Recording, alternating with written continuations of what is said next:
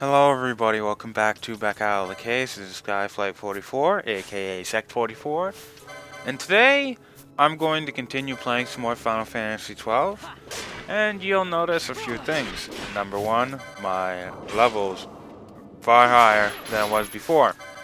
I'm doing all of this a bit later actually, or at least some of it. And also, I'm going to be doing some more rare game hunting. This first one was rather easy. Just go where it is, and there's a chance it's going to spawn or it's not. The tiny bug's actually really easy to take out. There's actually another rare game right here that you can find. It's one of those death scythe creatures that you'll find within one of the bombs. Either the bombs will have one of them. Either the bombs here will have it, or another one. But oh well. There's also XII, I believe. There's a lot of percentage chances, whether it can be there or it may not be there. Not many other conditions. I believe there's another one around here. I might have taken it out earlier, but there's that on this side. On the other side, the way to progression, I believe there was one. But XII. This one sucked. I remember this took me a long time to go and catch. To fight. But you can either find it here with in the area with the tiny bug, or on the bridge with the bombs. Or there's like a 10% chance you'll find them. And fuck this thing, it took me so long. It is not that what was Bloodsworn Lich? Screw that. It took me forever to find. But oh well. Oh, it actually has necromancy. That's not that bad. But we're gonna be finding some really interesting rare game, and well, let's just say a lot of the trophy rare game can very well be. When I said that rare game could be mini bosses or bosses, depending on when you actually go and face them. This is another one of the a lot of the ones that I can face at the moment definitely feel as if they could be bosses. Based upon the amount of damage they can do, the amount of health they have. Final Fantasy XII is very hard if you don't actually level grind at all. Oh, this one. This is a very, very special rare game. First off, there's just a regular Adamantian over here. Gonna want to get rid of that. Some of the trophy rare game have, trophy rare game, you kill them once, they're gone. However, some of them have really, really good, well, just items that you can steal from them. And this one is a specific one you're going to need for, or to make Damascus Steel, I believe. No, wait, Gem Steel. Gem Steel.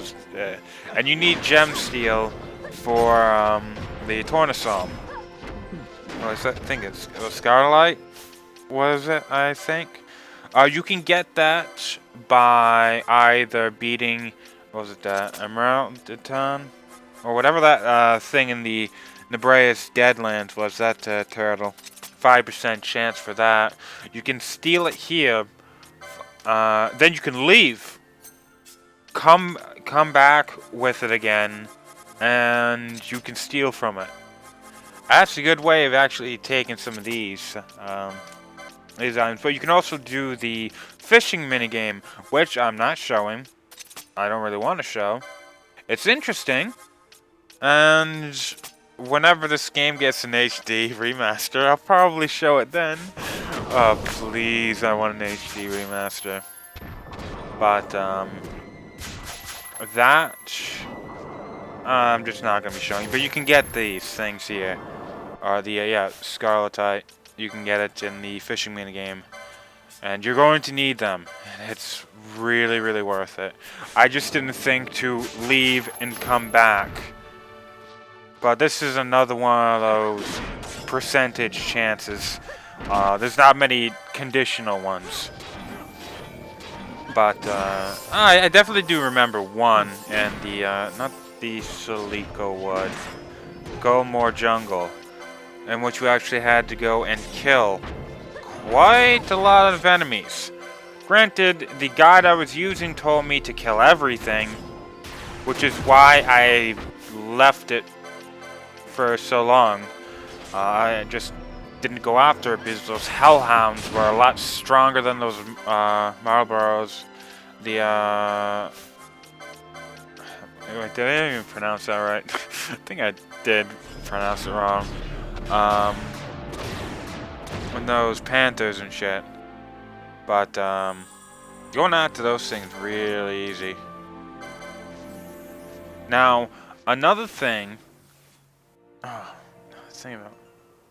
You do really want to go after the hunts as quickly as possible. Not the hunts, but the rare game as quickly as possible, or at least somewhat quickly, because later on, some of the conditions, like that blood sworn lich thing, can become a bit harder to do. Just a few of them, and it's just annoying. At the very least, for me, it's annoying, especially considering the fact that I love the bosses in this game so much, because they're, oh, gem steel, thank you, Montblanc. You need gem steel. You need 3 gem steel, at least, to get the Tornasol, 2 to get another Masamune, and you're going to want those, because they're extremely useful. But both of them need 2, but if you actually go and sell enough for everything, then you only need 3 gem steel instead of the 5 for both the Masamune and the Tornasol. And especially the Tornasol is so useful, and yes, I did spend like 5-6 hours grinding for the materials to get the Tornasol later on. Belito, what the hell is that? Well, we do have some pretty interesting hunts coming our way later on. The Belito one, relatively easy, but you are going to want to do that. It's in the Namiensa, and you have to go through the Zeranan caverns to get into there. It's in that little hidden area that I actually went through for another rare game in my last rare game video. But oh well. We're going to be doing the mysterious guy. That one's my favorite hunt in the entire game, my favorite moment in the entire game. It has kick-ass music, kick-ass references, and an even more kick-ass boss fight. The Man of Mystery one is just great. Actually, I've never actually done the, was it XII? I believe that's the... Yeah, I think that's what we are going after in that one. I haven't actually recorded that just yet. The Seer. The Seer is not another one I didn't really go into. Mainly because I've seen what I had to do in the Pharaoh's Ritteran subterranean or whatever it is. And I thought to myself, screw that. And got the hell out of there. It just wasn't something I wanted to do. But I'm going to be doing it this time. It's going to be the first time I take out Seer and XII. Which is, well, makes me feel a bit better.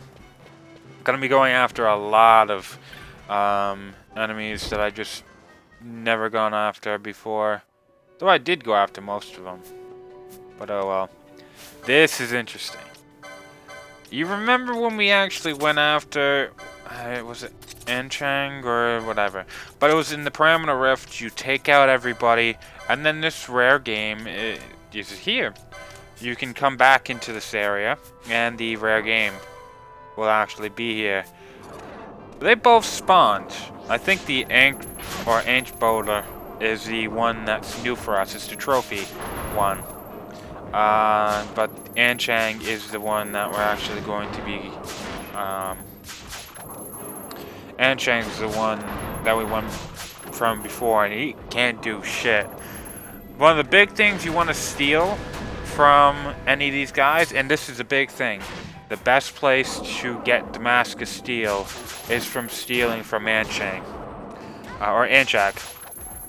I believe the Ankbolt also gets that too. But Damascus steel you need to create gem steel, I think, or you might need it to get something else. There's 3 items you need to go and get for yeah, I think you need that one for Damascus steel. I mean, not gem steel. You need gem steel. Fucking hell, what was it? It was gem steel, Empyrean soul. No, Empyrean gem. No. Fucking hell, Serpentarius. Something. There's a lot of very, very difficult shit to get that you need. Well, you need to grind for, and you will be needing Damascus steel for that. I have no idea how to get this thing to spawn. I only really know where it is. It's in that one area of the Nebreus Deadlands that you never went to. You never needed to. It's just this huge open area that has a lot of those fish-like enemies, the piranha enemies, and the I remember a lot of zombies. It's just, you know, another area. This was one you're going to be, if you've gone into the Necro of Nabudis, you will see eventually quite a bit. To get this thing to spawn, you need to kill enemies. Any enemies. Once you kill enough enemies, you'll get one of those Death Scythe enemies to appear. When you kill the Death Scythe enemy, the counter goes to 0. And you have to kill a certain amount of enemies again. However, it's going to take less and less time for the Oversoul, I believe that's the enemy, the Death Scythe enemy, but for that Death Scythe enemy to appear. And it'll eventually reach a point where you kill one of them, you kill another enemy, and then you get another Death Scythe enemy coming at you. Once you kill enough, basically to that point, I believe this thing will come after you.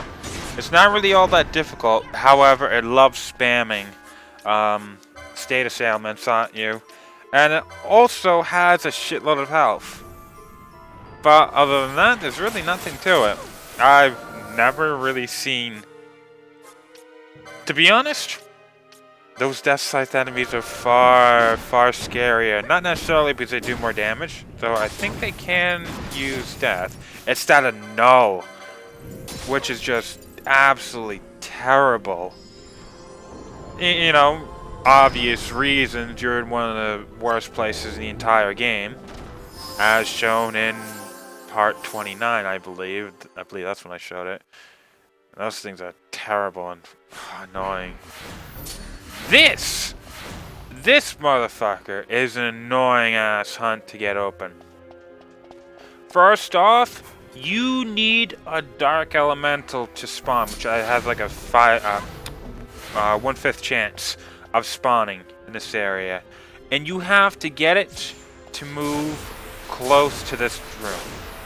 If you can get it close to this room, the trophy rare game that we're going after will spawn here. It took me so long to get this stupid Dark Elementals to spawn, even with a 20% chance. Yep, and right there, that's that son of a bitch. Voris. Ah, damn. And at least all of them know a null, for the most part. I think even that one you can find in the Dalmasca Wester Sand can use a null. Actually, if I remember correctly, that's the quickest way of level grinding in the very beginning of the game.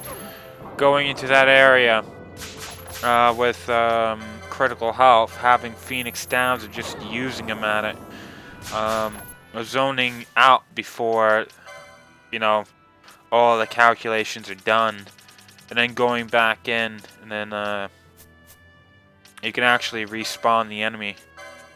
I've never done that. Kind of seems a bit cheap, and I just never done it before. But oh well. Vorus is not going to be all that difficult. It's a little bit of a step up over the other Death Scythe enemy, and that's just really in the health department.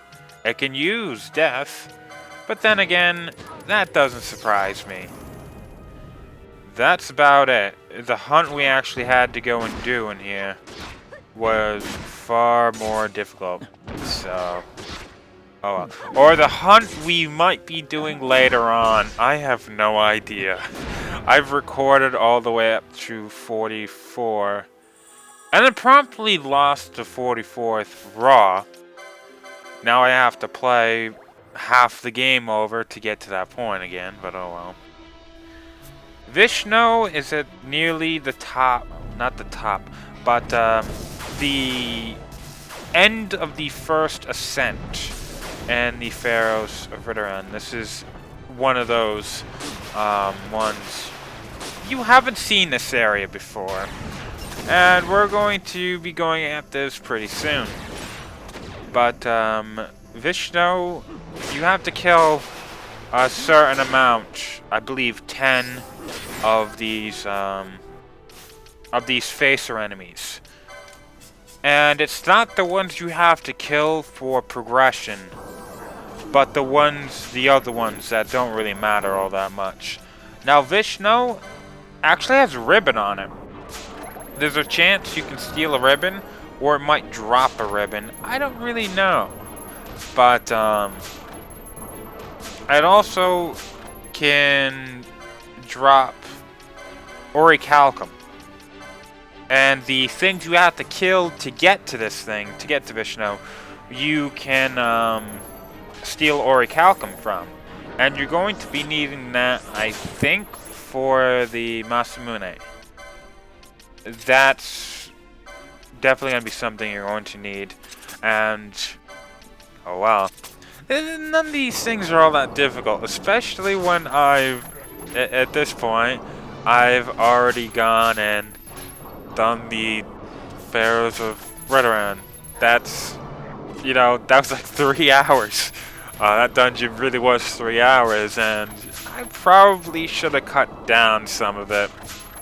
But then again, I had to go through it, so do you. Actually, before, I should probably say, ooh, orichalcum. I should probably say that was a wonderful trip. And Pharaohs of Ridderan is really awesome. I don't want to scare you off too much. Shit. Though you're not really gonna... There's a lot of criticism about the later parts of Final Fantasy XII. And how, especially going into Gear of Vague and then the Great Crystal, and going up through the Pharaohs of Ridderan, it's long. And kind of drown out. But I still enjoy him. Except for the Great Crystal. Fuck the Great Crystal. That thing is terrible. But oh well. The Terror Tyrant is in the Damascus Sand. This thing should be in the second area after you've gone through the village. And it's another percentage spawn, I believe. It replaces one of the regular Tyrant enemies here.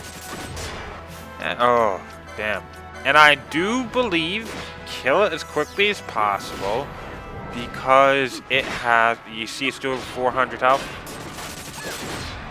Well, this thing can boost its levels. If it boosts its levels, it's no longer going to be doing that much damage. It's going to be doing a hell of a lot more damage. So, go after it. There's no way. Well, this is going to be another enemy we're going to be seeing. One I've alluded to several times in this playthrough. One, I still have nightmares of. Any of these enemies that can cannibalize can go fuck themselves, really. I despise them. Just because of that one time I went and fought that thing. Oh well. Now, I believe this is also another percentage-based one. Dalmasca, West Descent. Right around where you actually fought the Earth Tyrant. You're just gonna find this Sky's wolf there sometimes, amidst a bunch of wolves. It's not really all that bad considering what we've already faced, but again, if you go after them immediately, they're a lot harder. Now, what are we gonna be facing? Ah, this. Nazarmir. This is really easy to take out. You have to be in the Giza Plains dry season, and it's right near the werewolves. Real easy to go and take out. And I believe this is also another percentage-based one. So just go in and out. Not all that bad. Now, hopefully, I think we're going to be going into the Golmore Jungle next.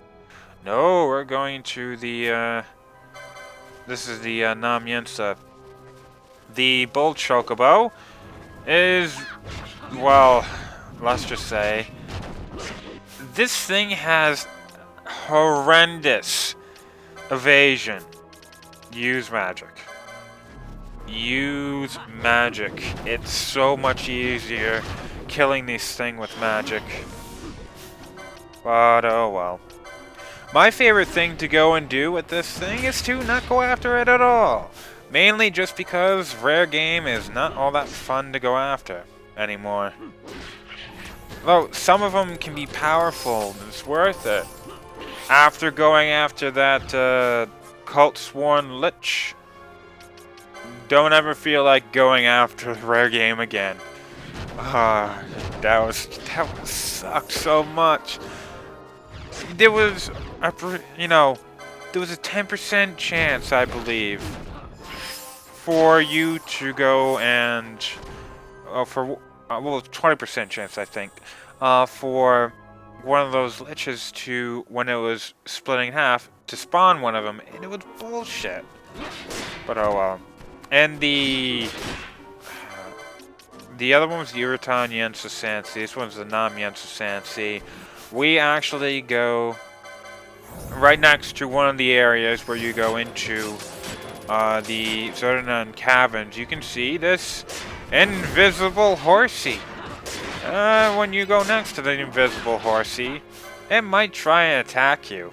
If it doesn't, which it probably should, just go straight off and attack it. That's easy. Another one of these easy trophies to get. Maverick trophy. Interesting. I wonder what that backstory is. This was an easy one. I believe this was a time-based one. Some of them actually are time-based, in which you have to go into an area early or a bit later on. This one's either 30, pretty much 30 minutes to 60. Or it's 0 to 30. On whatever hour you have. There's another one that's like that, which is pretty much the opposite one. I think that one's 30 plus. Oh, the kill bug's pretty easy. It's just here. It might spawn, it might not spawn, but it's right above the entrance to the Zerdanan Caverns. And in the Zerdanan Caverns, we have another rare game. Kill off several, you get a nice, I believe it's 20. It might be 15, but I think it's 20. Chain of Malachants. And then walk into this room, and you're going to be facing off against this behemoth. It's pretty easy, but it is a behemoth. It's just not one of those behemoths that you know, actually have one of those big-ass swords. Those things are far, far more deadly. Though they really can't combo you as well. But out of everybody that actually can combo you, these behemoths definitely pack one hell of a punch. Not this specific one, but behemoths do definitely pack a punch. And like most, he's probably also weak to ice. Oh, actually, I can't say that. Those Reavers were weak to earth. Oh, well. Actually, if I remember correctly, I think putting yourself under haste and regen speeds up the regeneration process. I think that possibly might be what I remember. There's also a poison might be affected by that too. Do you remember where I just was? Well, when you actually get there, and I'm going to show you how to get back to where the rare game is, you have to sit there and look at the other exit until eventually the golem's just gonna walk right out. And that's your point where you have to go back to the golem and just take him out. It's not all that hard, but this was interesting. This is one of those, you know, damn well, it's a god dang it moment. Which, why would I just go to that area and look at the exit? The other exit I can't get to through that way. Granted, it's, you know, I still think this game's gorgeous. The game does really have some great textures in it. But really, why would you ever want to do that? Well, maybe me, but then again, I could do that in any place in the game. Why would I really want to do it here, now, and such? But this is just another golem. We've gone and we've fought plenty of golems before. We might be fighting more golems later on. Ah, Molin. See you, Molin. You're not all that interesting. Well, I shouldn't say that. Some of the rare games are pretty interesting. I've always liked the golem design in this game, mainly just because a lot of them have, you know, have the fire that just, I think, fits really well with the golem itself. The only golems that don't really have them is the treants. Ah, drowned. I believe you actually have to spend a little bit of time here before the drowned will actually appear. And when it does, it's gonna chase after you. This little bastard's easy to kill, but it will run straight towards you, which is kind of creepy. However, there's also another rare game we can go and face here that took me a little while to find out where it was supposed to be. But when you actually get walk into this dead end on the west side, this little bastard will come after you, try trap you, but that doesn't work. Well, technically in this area it is trapping me, but oh well, that doesn't really matter. Gabriel isn't all that much of a problem, though I do like the coloring. I like the green coloring. Is there any other one? There was the woolly gator, there was that red gator you actually see, and the, actually I think that one's also in the, that's in the Osbone Plains, and it's also in the Parameter Rift, or one of them's in the Parameter Rift as well. But to be honest, we really haven't seen too many gators in the game. Though there are a couple of rare game gators. I can think of 3 off the top of my head. For our scale trophy. Oh well, that was a much better fight than the drowned. But oh well, you just have to get in that area. Okay, this thing's another time-based one. I believe it's around, again, I think this was around 0 to 29 minutes on your in-game clock of how long you've been, playing the game. You have to go into the Feywood, into this area, which is basically where you can go and see all those hellhounds. Big thing. Do you see what I'm doing? I'm ignoring it and killing everything around it. This is the enemy I went and found that one time. You see how much damage it's doing now? Now think if it was doing damage in the thousands. Because it accidentally cannibalized 2 other enemies. Mantises have high combo potential. They can cannibalize, and they can also easily deal out shitloads of damage.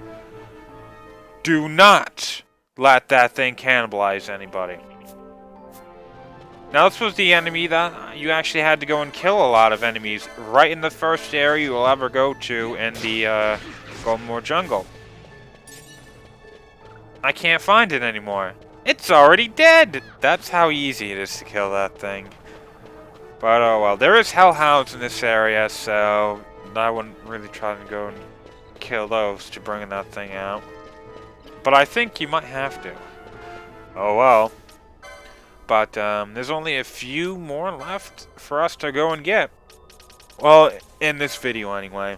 I still have one more rare game video to put out after I beat the Seer, but in the Still Shrine of Miriam, there was an area in which we actually went up and we fought some of these kind of like zombie dragon things, and well, here's one of them.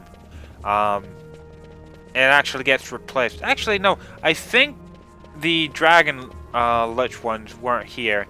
It was just regular of the kind of the dragon things here. However, this will replace them, and it's not all that difficult. But there's an interesting thing. If you actually come back here, you'll see these 2 Death Scythe enemies, which are named differently, but they're the same enemy. At the far side, when you actually get into the area, those things just, they intrigued me so much because they were labeled differently. They were the same enemy, they weren't rare game, and they were just there. Oh well. But this is actually weird because the area we're in now has a friendly, and to be honest, this enemy took me a while to get. This is another one of those ones that are percentage based, and it's only like a 10% chance, I think. But going up to the, you have to be able to get up here, for one thing, but it's not so much of a bad enemy to take out. You just have to, use magic, use whatever. I think this is... Actually, I think this is after I went and exploited the RNG method of gaining good shit out of chests, in which I actually got the strongest gun in the game. Multiple times. I probably could have used that for a bit more damage, or making this easier on myself. But if you have faith, go for faith. I don't think it actually has any weaknesses. It might. But then again, I just use Dandaga anyway. But, it's quick. But, I wonder if that friendly would have helped me, even though it probably wouldn't have been useful. Werewolf, another enemy in this area that took me so long to find. But it basically replaces one of the Worgens. And it's not all that difficult to beat. Oh well, I don't really remember how you get it to spawn, but it really isn't too bad. Oh well. Maybe you don't have to kill the war games or something. Ah, speed. Now, speed is different. I believe... okay. I think this enemy, you can't kill anything going up to it before you actually find it. And there's actually another enemy, a hunt, that you actually have to go and beat. That you can't kill anything in this Salika Wood when you're going up to it. But Rage Claw, you have to wait for Rage Claw. You have to wait a while, and then at one of the exits, this thing's going to appear. Which... fine. There's only one left in this video, and it's actually an interesting one. Real easy to miss. Look at the background. You'll see something move. But you want to... yeah, there's an invisible enemy here. And it won't attack you. The only way to get it to attack is to cast Reflect on yourself, and then bounce a spell off, which will immediately hit the invisible enemy and start the fight. The Wood Toad. It's... this... and this is something I would have completely overlooked. An enemy like this is actually probably one of the most interesting rare games I've ever seen in the game. Just because of how... no, I'm not going to say unique, but how interesting it is. But, oh well. Ooh, this is one I also remember. Is a time-based one. It's very short time. It's only like 10 minutes. Maybe it was 20 minutes to 30 that you actually have to do something in. I just went and did stuff in the Salika Wood before I actually got to it. And it was ridiculously easy to go and beat. So, oh well. And that's it, everybody. That's all the rare game will be going for in this part. See ya. Until next time.